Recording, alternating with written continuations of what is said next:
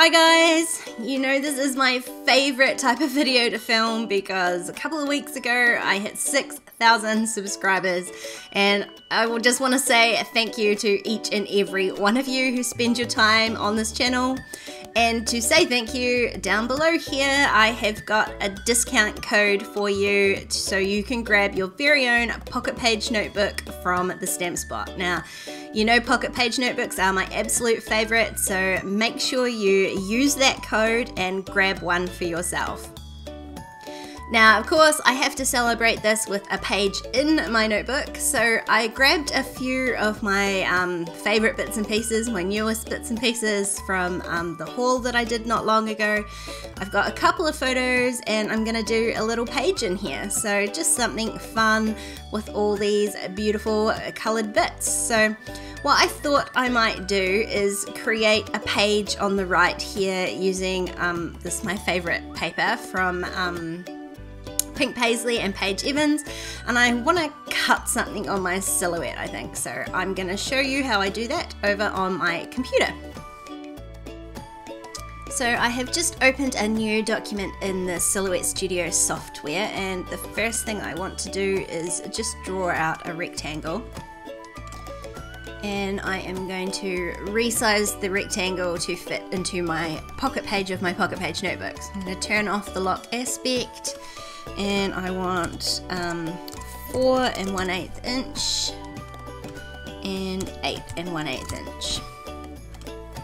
So that's the right size, and I can put that in place so that I know it's going to cut in the right place on my paper. And then what I want to put onto this insert is just a whopping great 6,000. So I'm going to use my text tool, spell out 6,000, just select that, and then pick a font. Now I want my font to be reasonably thick so that the silhouette doesn't struggle to cut it, basically. And I think what I'm going to do is use Festivo letters because that's one of the fonts I use on the titles of my videos, so I think that ties in nicely. But I do want something slightly fancier, so I'm thinking maybe this one here.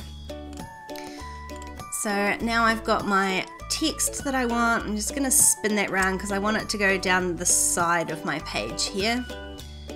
So I can sort of roughly put that in place, and then holding down the shift key, I'm going to enlarge this until it's, you know, the size that I want it, and just move it into place. So I think somewhere like that is going to work nicely because I'll be able to use these middle parts of the letters. It won't cross over the edge of the insert.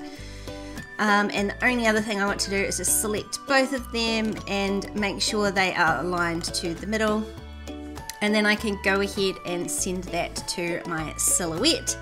And I'm just going to use the pattern paper setting and cross my fingers that my blade is sharp enough to go through that nicely. If not, I'll have to adjust those settings and give it another go. So I will see you once I've cut this out and back at the desk. So that cut out really nicely, luckily, and I can just very carefully peel that off the backing sheet there.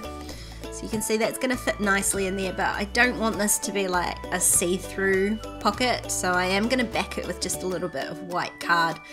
And I'm going to, just carefully glue this down. So the fatter piece at the top here, once I align this up to my piece of white card, just use some tape runner at the top to stick that down on either side. And then the way I'm going to stick all these little pieces down is just flip it over and use my glue pen to roughly glue each little piece down. It doesn't need to be perfect, it is going to be in the pocket, so that will protect a lot of it, but I do want it to be stuck down.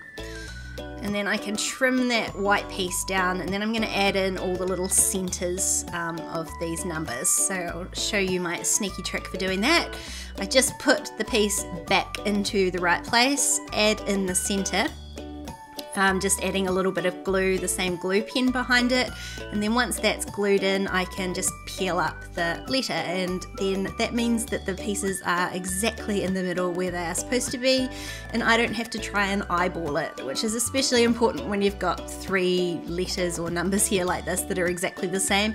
It would be blindingly obvious if one wasn't in the right place. So that way it all looks perfect, and I can, although I slip this in, I am going to pull it out several times as I keep adding to it. I'm just going to stick these 2 little Instax photos together to make a sort of pile. And to tie my 2 pages together, I had grabbed this ribbon, which is from the same collection. The colours are slightly different, which sort of annoys me, but you know me, I'm just going to go with it. I grabbed a rather large chunk and I've just run it through my sewing machine, and I'm just pulling the top thread of the stitching, which will create a ruffle. So what I want to do is create this little ribbon ruffle down the edge of the page, and that is a really easy way of doing it. So I'm just going to trim the threads off the top of the ribbon there and use a tiny little piece of double-sided tape just to flip the ribbon onto itself so I get a nice tidy edge at the top. And then to attach this to the page, I'm just going to use double-sided tape again, just running it down the edge of the page. And once I eventually get the backing paper off it, then I can just carefully start from the top and start adding my ruffle. Now I do have to sort of finesse it as I go, and it does flatten out once it sticks to the tape, but I kind of like that because otherwise it would be really bulky in my book here. So it does take a little bit of time, but I really love the look, and I do have to add more ruffle from the bottom. So, you know, I didn't waste too much ribbon. It looks like I had grabbed an awful lot at the start, but it turns out to be almost the right amount, so I was very lucky there. And again at the bottom, I'm just doing the same thing, adding a little bit of double-sided tape and turning it over on itself so I have a neat edge at the bottom. Now I had thought about adding some of this sort of crochet lace ribbony stuff too, but the more I tried to make it work, the less I liked it and decided against it in the end. It just didn't really go with the page at all. So I just left it off, and instead I'm just going to glue my photos right down to the page. And then I'm going to start adding a whole pile of these tiny little words. So I've got these, they're almost vellum-y. They are quite see-through, but once you stick them onto the page, they are quite opaque. These black ones from that C'est La Vie collection. And I'm creating 3. I want to create a 3 little clusters of these little words. So I've got some of those C'est La Vie ones, and then some of these little word phrases from Tim Holtz. So again, I'm going to add them in the same places. So I've got 2 on the left and 1 on the right, just to create that visual triangle. And because I thought the black stood out a little bit, I'm going to add a few of these black ones as well, just in the same 3 spots.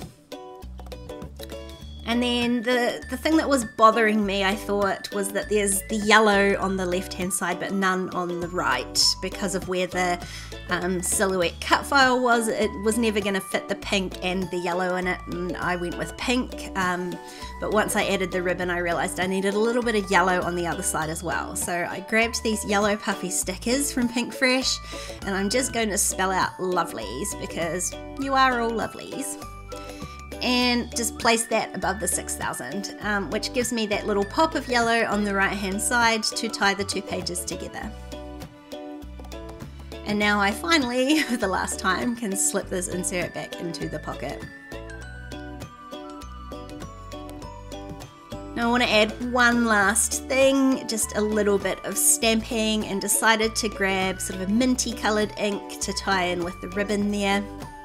And I am just going to stamp out thankful, because I really am thankful for each and every one of you and the time that you spend watching these videos and commenting and supporting me. Don't think it goes unnoticed, because it really doesn't. Now for the giveaway. I have got a $60 voucher to the Stamp Spot to give to one of you lovelies. So all you need to do to enter is leave me a comment down below telling me something that you are thankful for, and in a week from today I will draw the winner. All the details are down below in the description box.